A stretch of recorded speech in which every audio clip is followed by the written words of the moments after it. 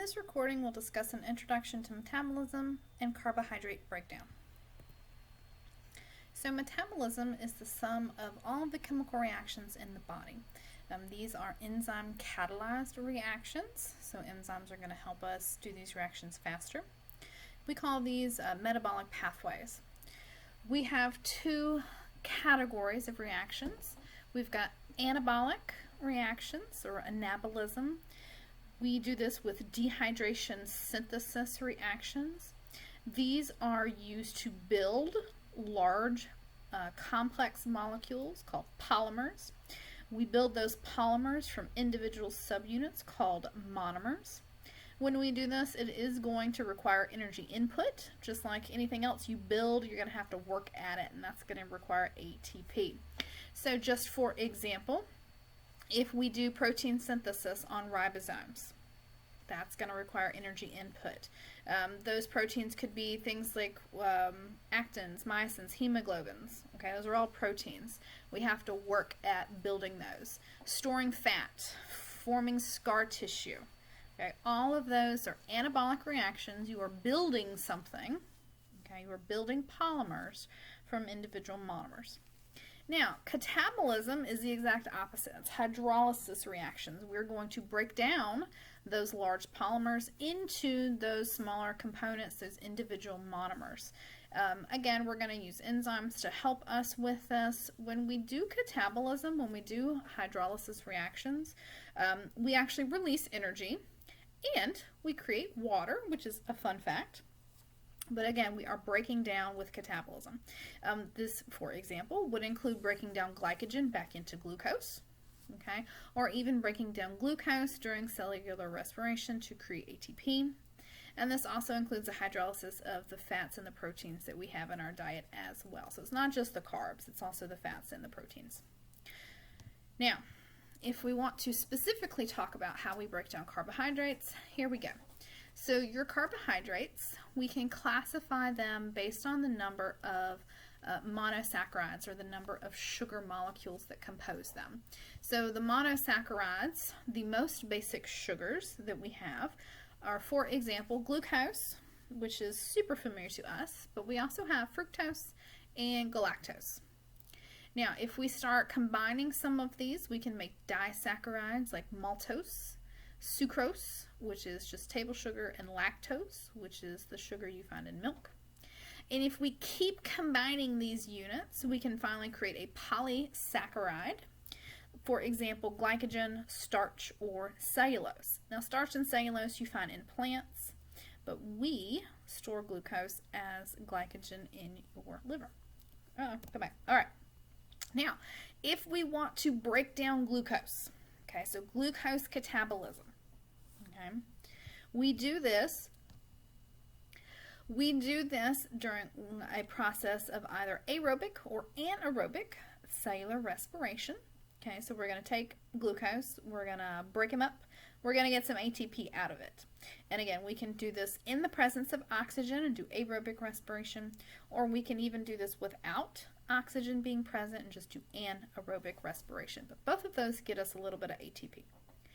Now, what are we going to break down? We can break down other things as well. We can break down glycogen back into glucose. Okay.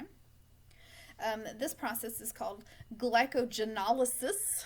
Okay, so glycogen, lysis means to break. So we're going to break the glycogen. Okay. So glycogen can be broken back down into glucose. Those glucoses can then be broken down further into ATP. This process is driven by glucagon, okay, which, remember, that is the hormone that we secrete when our blood sugar is low. Okay. We can also take fats and proteins and break those down into glucose. We call that gluconeogenesis. So glucose, right, sugar. New, genesis, to form or to make. So we're forming new glucoses. Okay. This is driven by cortisol, which is that stress hormone that we've mentioned. Once we break the fats and the proteins down into glucose, again, we can then take that glucose and do cellular respiration with it to make ATP. Now, we could make glucose. We could do glucose anabolism. Okay. Glucose molecules, we're going to form those together to make glycogen. Okay. We could take glucose and use them as a building block. We call this glycogenesis. So glyco or glycogen. Genesis, again, is to make. So we're making glycogen. This would be driven by insulin. Remember, insulin is the hormone that we release when our blood sugar is high. Now, we briefly mentioned aerobic and anaerobic cellular respirations, so let's just make sure we understand the difference. Aerobic respiration, we have three parts. We have glycolysis, the Krebs cycle, and the ETC, the electron transport chain.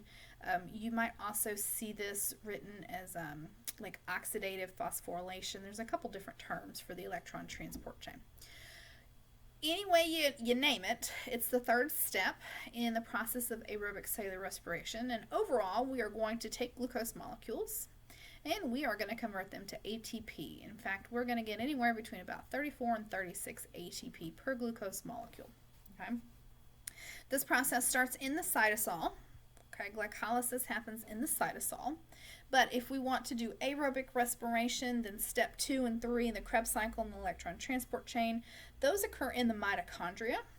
Okay? And because this is aerobic respiration, we are going to require oxygen to complete the last step, the electron transport chain. That last step, the ETC, that's where the majority of that ATP is made. So if we do not have oxygen, we can actually just do anaerobic cellular respiration instead. Okay, sometimes you'll hear it referred to as lactic acid fermentation. This converts glucose into ATP also, but you're not getting nearly as many. Now you're only getting about 2 ATP. This occurs in the cytosol. So basically step 1 is the same. Okay, it's glycolysis. But because we don't have any oxygen, or maybe this is a bacterial cell that just doesn't have mitochondria, since we're not involving mitochondria, we can't do the Krebs cycle, we can't do the electron transport chain, we can't do the steps that get us all of this ATP up here. Okay, so we're making a lot less. And when we're not using the oxygen, if it's not present, one of the other things that we will end up making is lactic acid. Okay, which is basically a waste product that we're going to need to get rid of eventually. So this is kind of what it looks like. I don't want you to get too overwhelmed. I do not want you to go home and memorize, ooh, Krebs cycle makes 2 FADH2s. Please don't do that. Okay, no memorizations. Just overall, look what we're doing. 1 glucose. We're going to do glycolysis. This gets us 2 ATP. Okay, now if we're doing anaerobic respiration, okay, we would do a little bit of fermentation, okay, and get us 2 more ATP for lactic acid fermentation. If we are able to do aerobic respiration from glycolysis, we would be able to go into the Krebs cycle. This would get us 2 more ATP, but we would finally get to do that third step, the electron transport chain. This is where we get the majority of our ATP, 30 to 32 ATP just from the electron transport chain. So aerobic respiration, we're getting 34 to 36. Anaerobic respiration, you're getting anywhere between about 2 and maybe 4 ATP. That's it. Okay. Again, please don't go home and really memorize any of these extra numbers. Okay, we're just looking at general observations of these pathways. Now, cyanide. Okay, most people have heard of cyanide. You know, it's a poison. You know, it kills you. Let's talk about how it kills you. Binds to a key enzyme of the electron transport chain, okay, and inactivates it. Okay, you basically render your electron transport chain useless, so you are no longer making adequate amounts of ATP. So you could have plenty of oxygen, okay, but you're not using that oxygen to crank out those 30-something ATPs per glucose molecule. It should not shock you to learn that if we're just doing anaerobic respiration and you're getting those couple of ATP here and there, that is not enough to sustain your body. Okay, aerobic respiration is how we sustain life. So cyanide basically takes that away from us. Cyanide exposure is pretty much immediately fatal if you inhale it or you inject it. If you do it in a different way. So if you like a skin exposure, if you ingest it, it could take several hours. Okay, so some of the things that we see on TV and in the movies are a little misleading. It's not always immediately fatal. There are some antidotes, but obviously you would have to know that you were suffering from cyanide poison, things like that.